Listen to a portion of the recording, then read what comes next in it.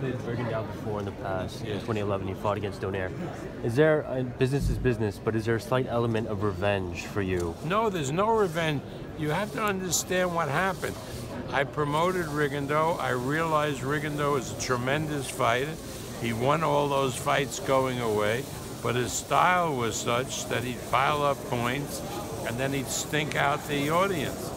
So the television executives said they wouldn't give me a date. Now, if I if this was before the ESPN where I make my own fights, this was before. This was the HBO Showtime era. So if I can't get the guy on HBO, I can't get him on Showtime, what the hell was I supposed to do with him? So I gave him a release. But there was no animosity. The kid was always on time. He always showed up for the fight. He's a terrific fighter. I mean, he may have felt chagrin, but it wasn't my fault. It was the fault of the television executives. But after the fight with Donito Donaire, you say that HBO is going to puke based on the performance of Guillermo Rigondeaux. You were the promoter. Do you admit now that maybe that was a little bit overboard since you were the promoter for him? No, because the problem was they told me after the fight that if I mentioned the name Rigondeaux again, they'd throw me out the window. So what the hell was I supposed to do? But I guess my question is, like, you were the promoter. You were working on behalf of Guillermo Rigondeaux. So didn't you owe Guillermo Rigondeaux at least I'm gonna fight for you. I'm gonna show. There's no. I mean, that's bullshit.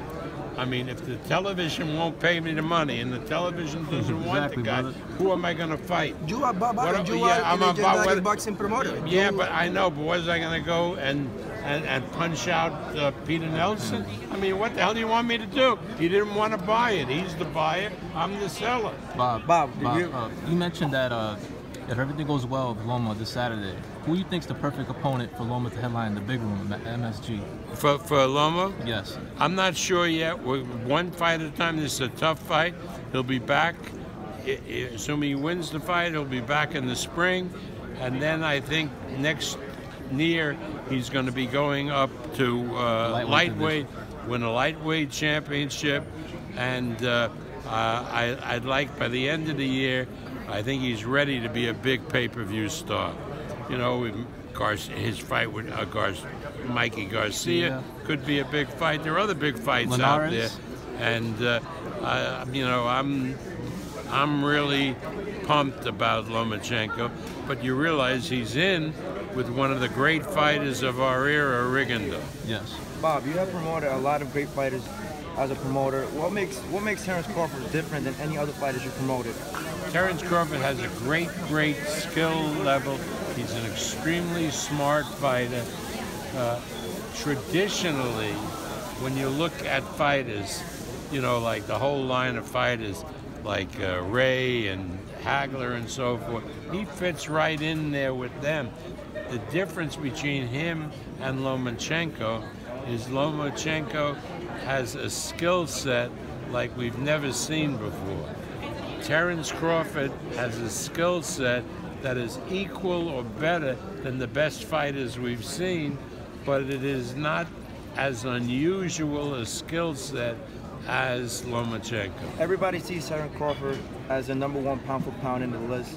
He's moving up to 147. In your opinion, who does he have to beat to prove the doubters wrong that he is the #1 guy? You know, the Thurmans of the world, the Spencer. Well, PBC has a couple of really good welterweights. They have Thurman, as everybody says, is a very good fighter. And Errol Spencer may be the best of that lot.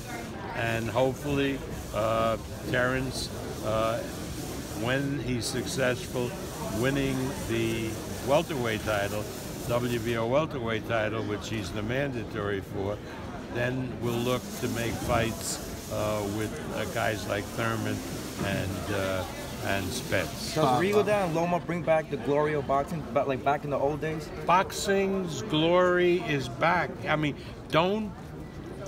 all you people have gone and drunk from the UFC Kool-Aid. They said that we skewed old and only old people watched boxing.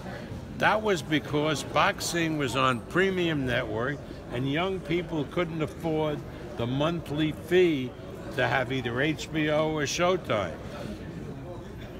They were putting their product, UFC, on Fox FS1, which was free. Now, once we went to ESPN, which also was free, and we went head-to-head against them, we beat the crap out of them, and we particularly beat them in the young demographics, 18 to 49, 18 to 35. And it was something that I always suspected would happen. Why? Because they were close with us, with the white guys, the young white guys. But once we went to free television, we brought in the African Americans, the Hispanics, and we beat their ass. African American guys, pretty much, Hispanic guys don't give a hoot about UFC. They don't see it as a real interesting sport. They are boxing fans. So boxing is back. It's bigger than ever. Now, you asked me, your question was sort of legitimate. Why, when is boxing going to come back? Now, I'll take a poll of this audience. Right, Antonio? I'll take a poll of the audience, and I will say, how many newspapers are there in New York? Well, there's the New York, I'm in New York, New York Times, New York Post, New York Daily News. There won't be one friggin' writer from any of those papers. Why? Because they're behind the time.